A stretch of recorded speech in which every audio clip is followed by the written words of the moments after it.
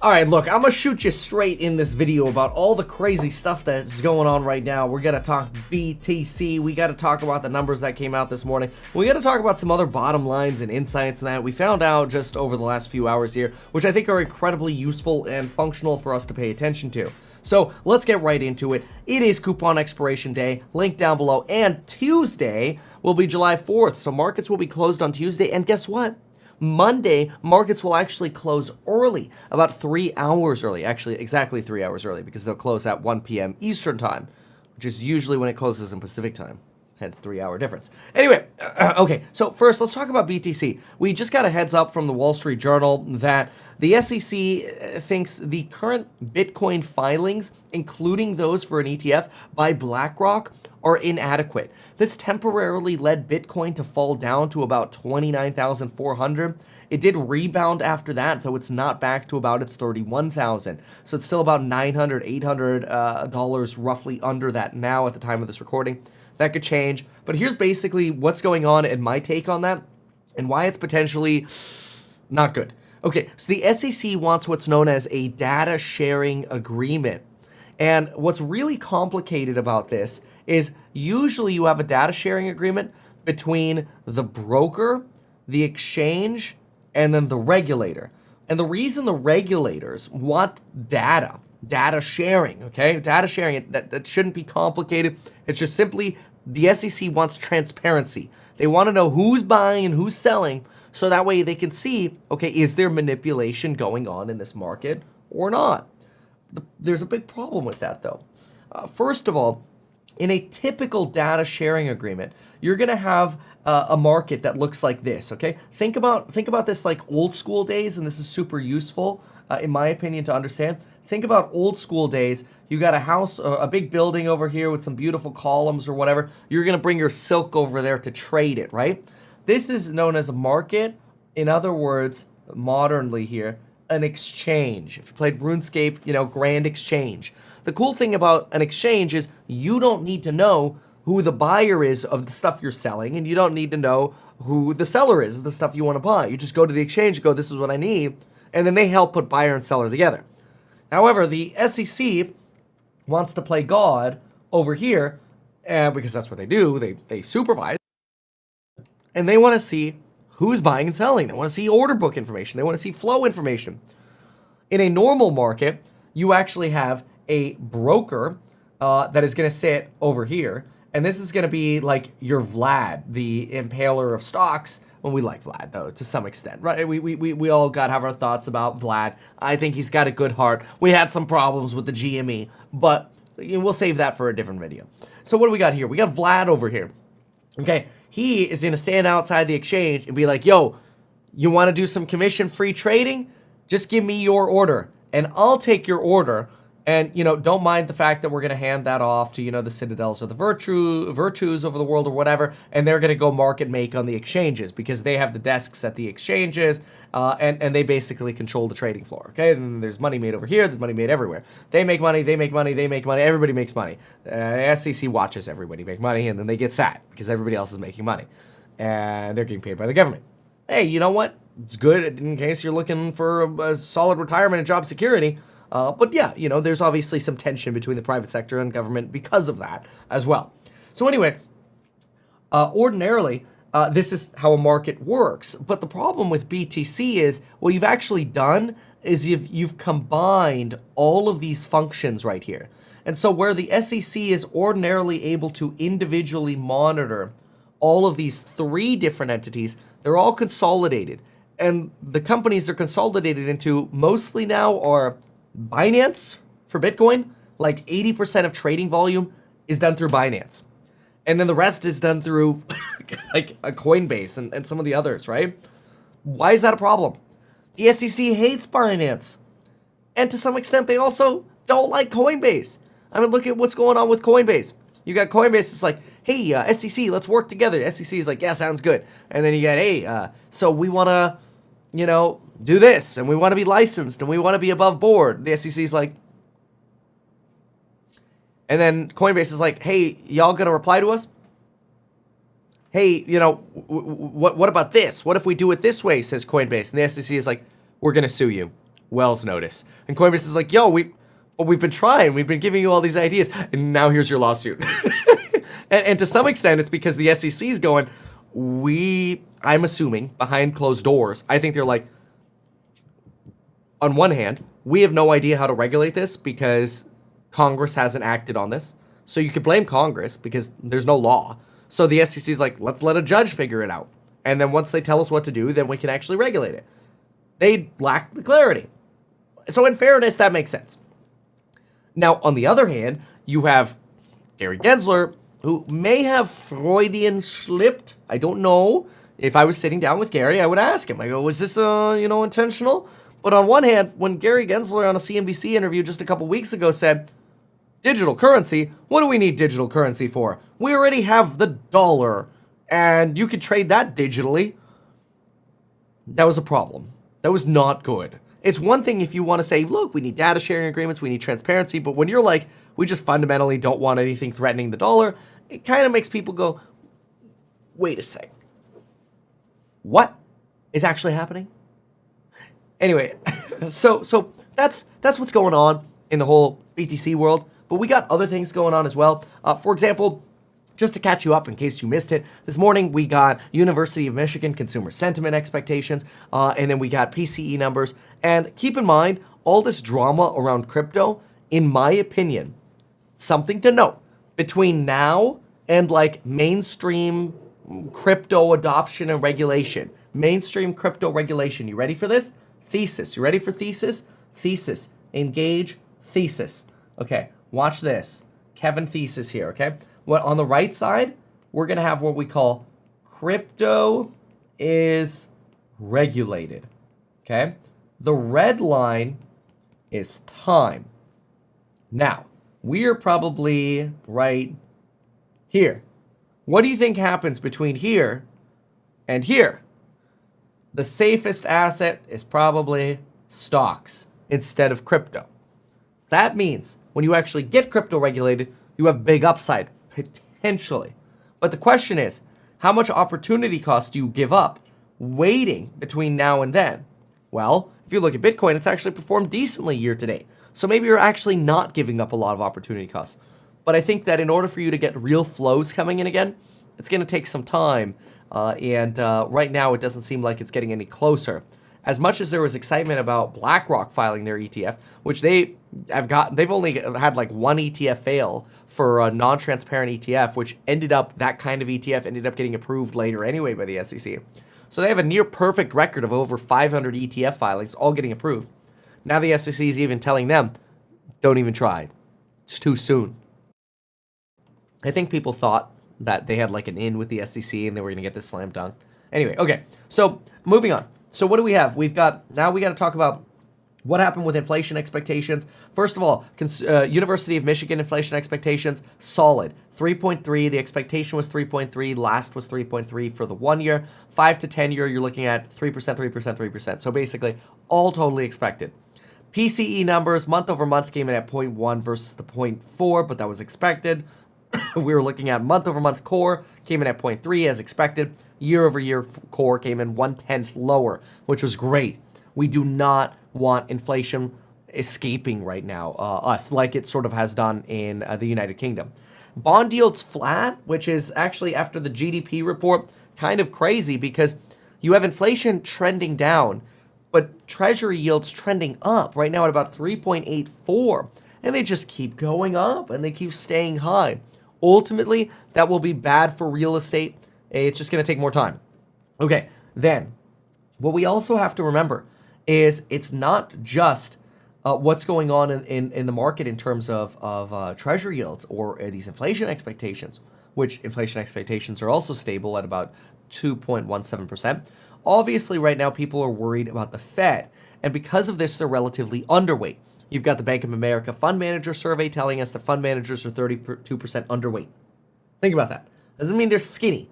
It means they lack allocation to stocks. Now, people have sentiment has changed to overweight for things like tech. Apple just hit a $3 trillion valuation.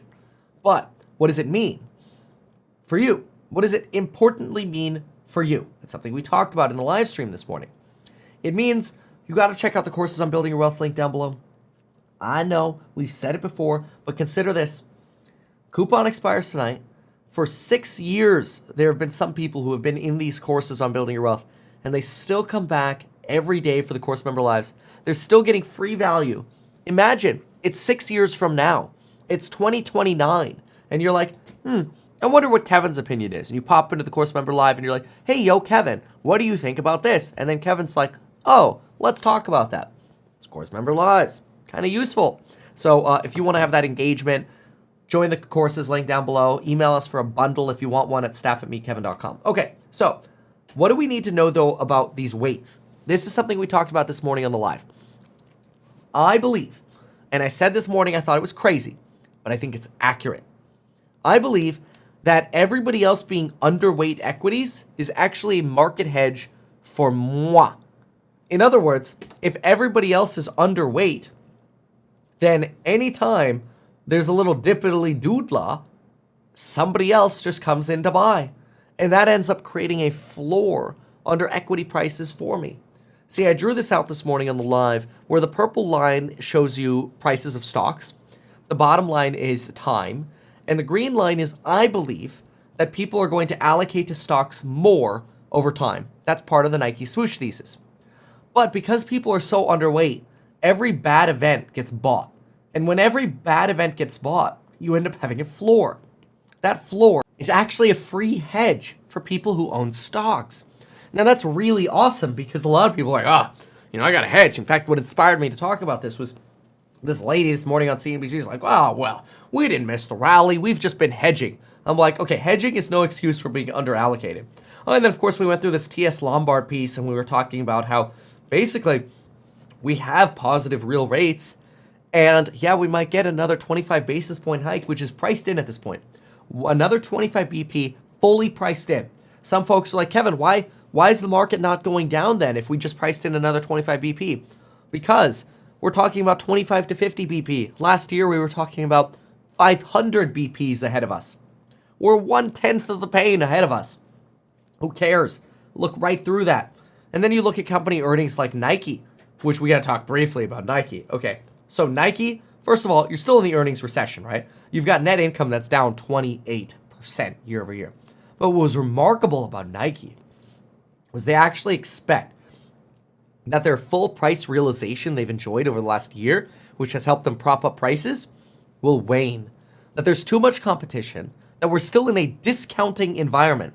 And even though they're going to try to raise prices 1 to 3% in the next year, starting tomorrow, July 1 through the next year, raise prices 1 to 3%, low single digits, which is not a lot. That's right in line with inflation, where inflation should be. They're actually talking more about having to potentially liquidate more inventory because they're still elevated on inventory and we're still in a promotional market. Those are some of the things that we analyze, by the way, also, again, in the course member live streams because we go through the earnings. We go through the earnings calls. We did a fundamental on Facebook as well. I think on Monday we're doing IonQ and Canadian Solar. So we just go through, analyze, and get a full database of all these analyses. But this, broadly, combined with the PCE numbers we're getting here, we're just not seeing signs of potentially this explosion again, with the exception of air travel maybe, although the last CPI reports showed negative for the last 2 months in a row for air travel. Airfares year over year, though, pricey. And that's why a lot of companies are buying planes like crazy. It's one of the reasons I have exposure to Embraer. I think it's a more pure play. I don't think it's as, overvalued as potentially something like a Boeing, where you've got, first of all, the MAX issues, but then you've also got more of the military and defensive investments that can flow into this. Whereas with Embraer, it's just a plane manufacturer. And they make great planes. Usually you get more of the regional planes.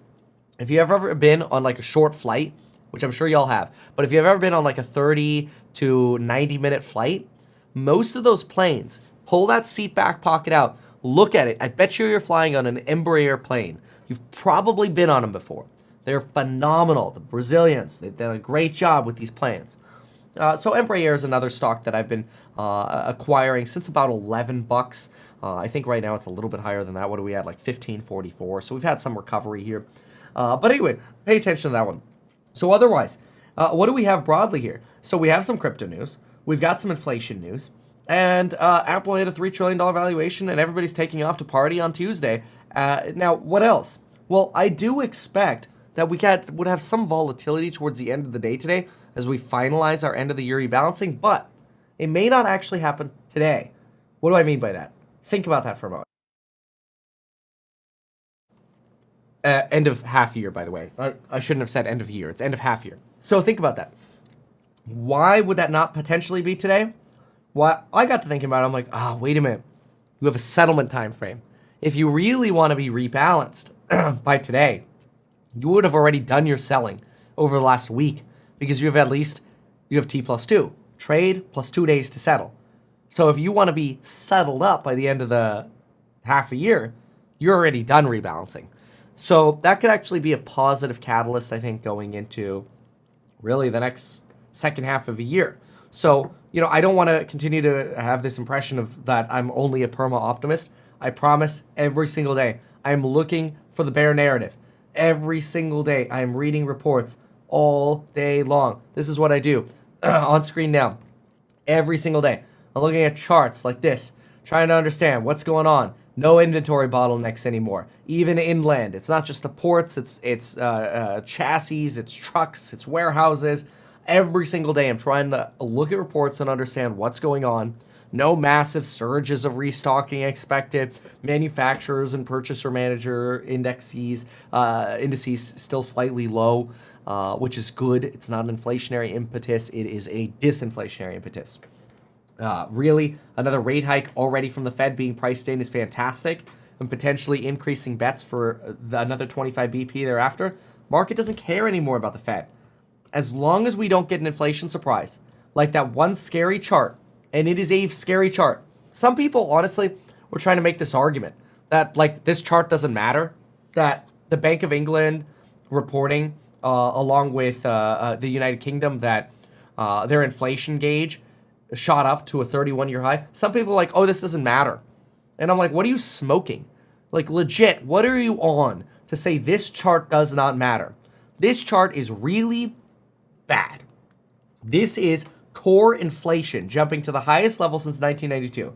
The problem is you started petering out. You started having a decline in core inflation.